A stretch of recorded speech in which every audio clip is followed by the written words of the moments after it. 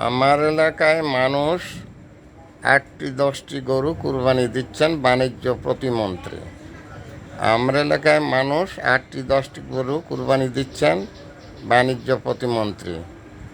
জনাব মাননীয় প্রতিমন্ত্রী সাহেব, আপনার এলাকার যদি এই অবস্থা হয় তা আমার এলাকার কথা শোনেন। আমার এলাকা খুলনা বিভাগ, মাগুরা জেলা, মোহাম্মদপুর উপজেলা, বালিদিয়া ইউনিয়ন, বড়জিয়া মধ্যপাড়া গ্রাম। আমার এলাকায় একটি গরু কেউ কুরবানি দিয়েছে বলে আমার মনে হয় না। 7 জন মিলে একটা গরু, অন্যবারের তুলনায় এবার কুরবানি অনেক কম।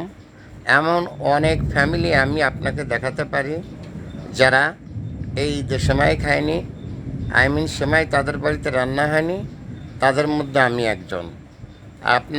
আপনি যে কথা বললেন তাতে মনে হলো যে আপনার এলাকা সবাই আলাদিনের চেরাগ পেয়েছে, 8-10টি গরু কুরবানি দিচ্ছে, তাদের শুধু পকেট ভরা টাকা আর টাকা।